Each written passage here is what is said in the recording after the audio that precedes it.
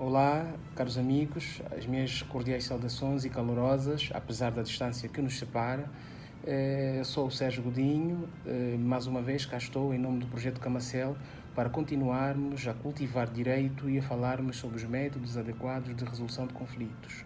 Hoje nós trazemos uma resposta a uma questão apresentada por um internauta que procura saber de nós quais são os métodos de resolução de conflitos, quais são os tipos ou classificações de mediação que existem, como podemos classificar ou agrupar as mediações. Ora, não é uma pergunta fácil de responder porque é bastante relativa conforme a subjetividade dos critérios e das conclusões que, a nível da doutrina, se possam retirar ou se possam extrair. É verdade que também, do ponto de vista legislativo, influencia bastante os posicionamentos tomados pelos legisladores para podermos daí extrair uma conclusão de conceito ou do tipo de classificações de mediação.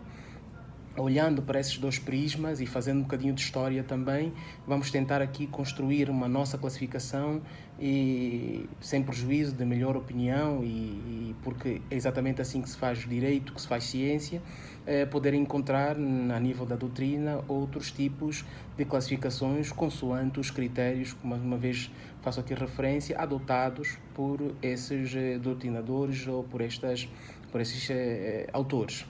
Ora bem, sendo assim, eu começo fazendo um bocadinho de história, porque de facto a mediação, tal como a arbitragem e a conciliação, aparecem como métodos extrajudiciais, não é? Realizando a justiça ou procurando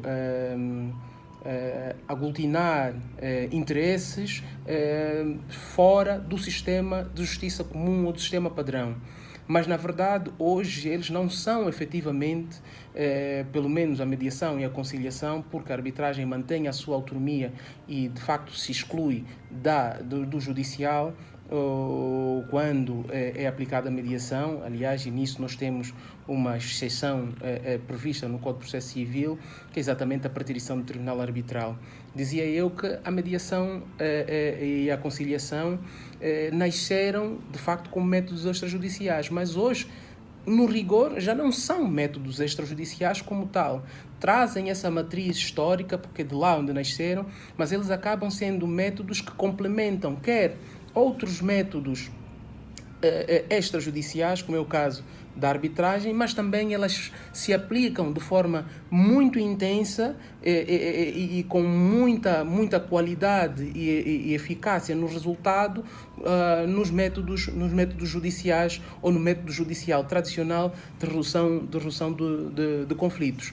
E nós defendemos isso por quê? Defendemos isso porque entendemos que, como se pode explicar, se calhar com um exemplo do fenómeno da metamorfose, ninguém diz que há uma lagarta voando, uma lagarta passeando pela casa quando vê uma borboleta, vê de facto uma borboleta, ou seja, passou por um processo de transformação, deixou de ser aquilo que ela era antes, passou a ser coisa nova.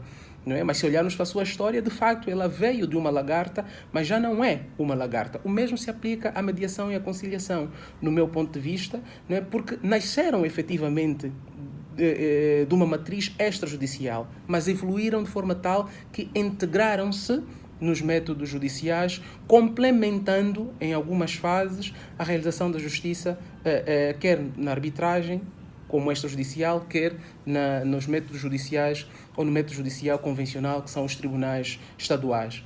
Mas olhando e indo direto para a classificação e depois desse ponto importante e histórico para enquadramento, nós vamos encontrar então uma mediação extrajudicial e uma mediação judicial. Qual será a mediação extrajudicial? Aquela que é feita fora dos tribunais. Aqui o critério que nós estamos a usar é do lugar ou do modo de realização dessa mediação. Serão extrajudiciais aquelas que não são feitas no tribunal, nem pelo tribunal, nem com a intervenção direta ou indireta do tribunal. Ou seja, serão aquelas em que as partes convencionam por via de uma cláusula de mediação ou de um compromisso, não é? A realização da composição de um determinado diferendo por via da mediação. E ela poderá ser ainda aqui dividida ou subdividida em uma mediação extrajudicial institucional ou uma mediação extrajudicial ad hoc. A mediação extrajudicial institucional será aquela que é realizada num centro ou numa câmara de mediação. A mediação ad hoc será aquela que é realizada por conta das partes, não vinculada a uma câmara especializada na gestão de conflitos ou de processos, mas pelas próprias partes, criando elas os mecanismos e as condições materiais para a realização dessa mediação, sem o suporte técnico e institucional de um centro ou de uma câmara, se quisermos, arbitral.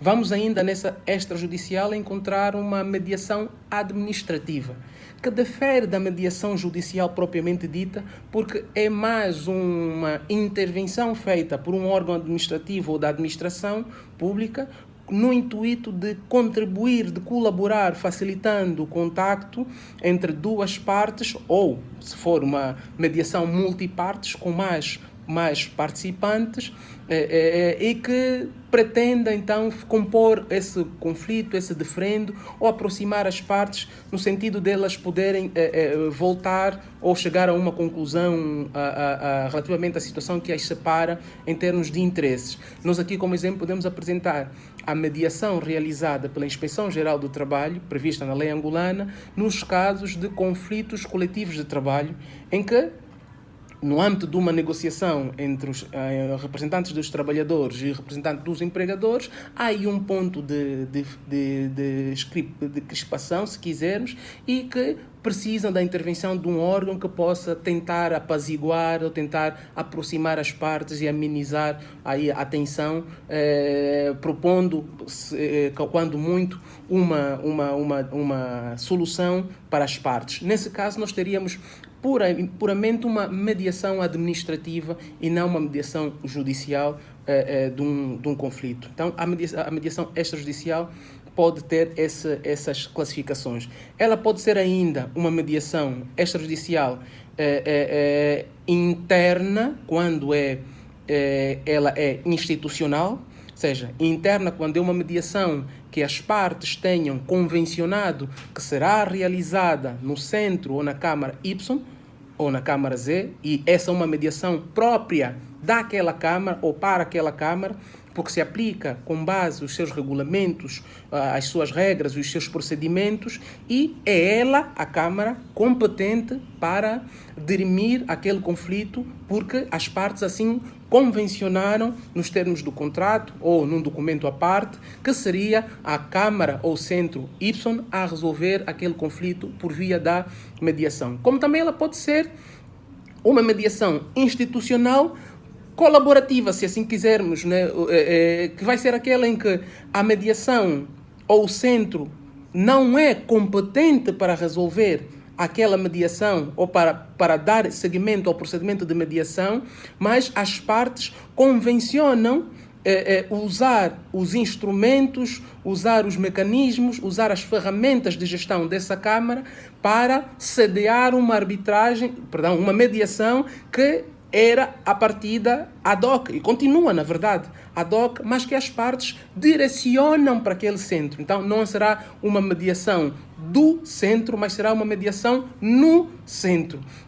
Estas mediações podem ser, as mediações no centro, poderão ser ad hocs, como também poderão ser mediações judiciais. E nós já vamos lá chegar, que seriam naqueles casos em que o tribunal confia, por via de uma colaboração, de um acordo, a determinada instituição arbitral, de mediação, para a realização do procedimento nos termos das regras ou desta instituição, ou de regras próprias aprovadas pelo próprio tribunal ou um outro órgão designado para o efeito.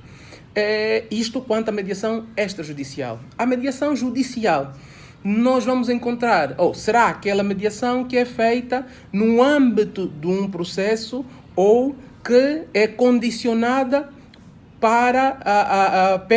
pela necessidade de ingresso ou pela necessidade de, das partes recorrerem ao tribunal para a resolução de um determinado conflito.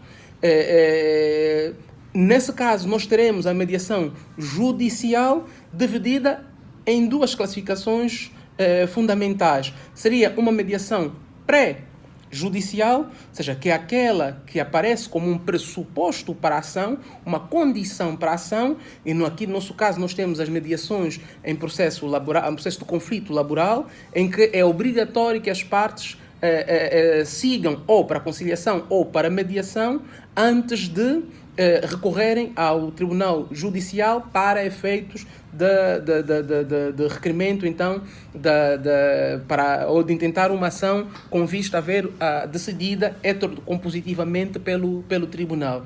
Então, essa será uma mediação pré-judicial. Por quê? Porque ela antecede o início do processo judicial. Ela é, na verdade, feita fora dos tribunais, aqui no nosso caso em concreto, porque nós temos um órgão administrativo a dirigir estas mediações, ou a realizar essas mediações, quando não realizadas nos centros de mediação, porque nos termos da Lei Geral do Trabalho, aqui trazendo a terreiro esse exemplo, porque é o mais corrente na nossa realidade, que são realizadas por um órgão administrativo. Mas elas são, na verdade, pré-judiciais, porque têm exatamente esse condão de serem condicionantes ou pressupostos para que se possa recorrer a uma ação judicial.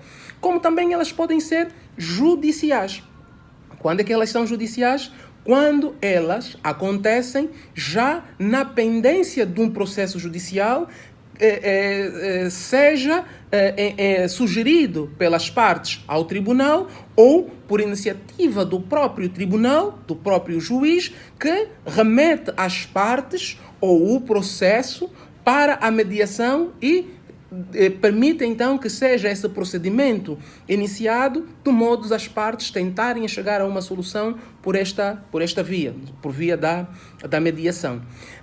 Na nossa realidade, a nossa lei de mediação, como todos sabemos, é a lei a lei foi aprovada em 2016, sucedendo a Lei Geral do Trabalho, traz-nos aqui alguns conceitos um bocadinho híbridos que podem causar, de facto, alguma confusão na definição do critério ou dos tipos de mediação, a classificação da mediação judicial.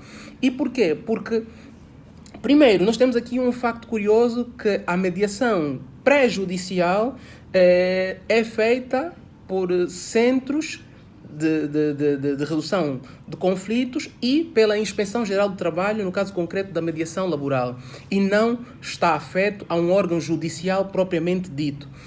Primeiro. Segundo, as mediações judiciais poderão ser feitas a pedido ou a convite do tribunal ou de forma impositiva pelo tribunal, ou proposta, melhor dito, pelo tribunal e com acordo das partes, assim é que está correto, mas não serão feitas pelo tribunal, mas sim por um outro órgão, que seria um centro público, no caso das mediações penais, ou num centro privado, mas não pelo judiciário. E aqui, com um dado curioso, nós não temos regras estabelecidas de forma concreta para o procedimento de mediação judicial. Nós não temos mediadores formados pelos órgãos judiciais para tratar, para realizar essas mediações judiciais, que nós entendemos que de facto devem ter regras próprias, regras diferenciadas, porque estão sujeitas diretamente ao Poder Judicial, porque elas ocorrem nos casos em que assim sucede, na pendência de um processo judicial. Então, há necessidade de ter aqui um link que não seja de dependência direta ou de subordinação do mediador ao juiz, mas há necessidade de ter aqui um procedimento próprio aplicável a esse tipo de mediação, coisa que nós ainda não temos. E eu dizia que, de facto, a nossa lei traz-nos aqui algumas situações que são passíveis de contradição, porque permite que, na pendência da ação, de uma ação civil, no caso, de um processo civil, uma das partes, o réu, que se entender que deve ou que pretende seguir para a mediação, possa requerer ao tribunal que sejam as partes remetidas à mediação e daí resultar uma suspensão do decurso do prazo. A questão que se coloca é: essa mediação será uma mediação judicial ou uma mediação extrajudicial, embora aconteça já na pendência de uma ação. Porque o tribunal terá de, consultando a outra parte com o consentimento desta parte, da parte contrária, no caso do requerido, no caso daquele que intentou a ação, do autor da ação, porque ela pode ser pretendida pelo réu, pelo menos assim que dispõe a lei, pode ser requerida ou solicitada pelo réu a mediação. Então o tribunal vai remeter, aceitando e havendo condições para o efeito, suspendendo-se o prazo do processo judicial, o tribunal vai remeter as partes para a mediação. Essa mediação será judicial ou será uma mediação extrajudicial? Qual seria a classificação exata dessa mediação, porquanto o tribunal o que faz é remeter as partes para tratarem do processo num outro órgão, no caso, num centro ou naquilo que as partes definirem, se entenderem ser uma mediação ad hoc e elas nomearem um mediador. E aí está a outra questão que se coloca a nível do procedimento da mediação judicial. Quem nomeia o mediador? Como é que se pode fazer o crivo relativamente à questão da independência, à questão da imparcialidade desse mediador? Deverá o mediador reportar depois ao juiz tudo quanto foi dito na mediação pelas partes? Isso não vai viciar o processo judicial? Então, como é que se resolve no final essa questão? Pronto, e é um problema que, de facto, a nossa lei nos coloca e que pode, na prática, causar grandes dificuldades de definirmos quando é que estamos efetivamente diante de uma mediação judicial. Será judicial só pelo facto de ser uma mediação que acontece no âmbito da pendência de um processo ou não? Pelo que, devido a estas dificuldades, nós entendemos abraçar a classificação apresentada por alguns segmentos da doutrina, em que, em vez de falarem efetivamente de mediação judicial, falam em mediação pré-processual e mediação processual, para definir aquela que acontece independentemente dos critérios e da forma como as partes vão de seguir o procedimento de mediação e onde realizar esse procedimento de mediação, entre aquela que acontece antes do processo, seja ela obrigatória ou não, seja ela um pressuposto para a ação ou não, e aquela que acontece na pendência ou durante o processo. Mas aqui mais uma nota e última: a mediação não é um método aplicável apenas para a resolução de conflitos. A mediação pode, e é uma ferramenta muito potente, muito importante e muito eficaz, também na prevenção desses mesmos conflitos, porque as partes podem procurar o concurso da intervenção do mediador para poder instruí-los da melhor maneira, no sentido de tomarem uma decisão sobre, por exemplo, um contrato de sociedade e como definir os termos da gestão desta mesma sociedade. Será conjunta, será separada?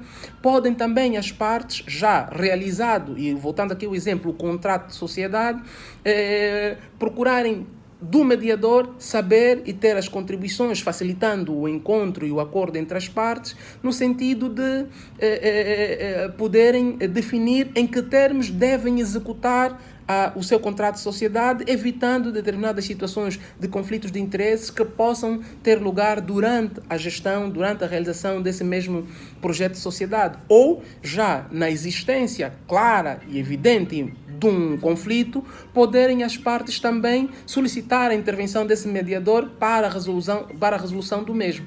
Então, meus caros, esta é a contribuição que nós trazemos para hoje, falando sobre a mediação e a sua classificação.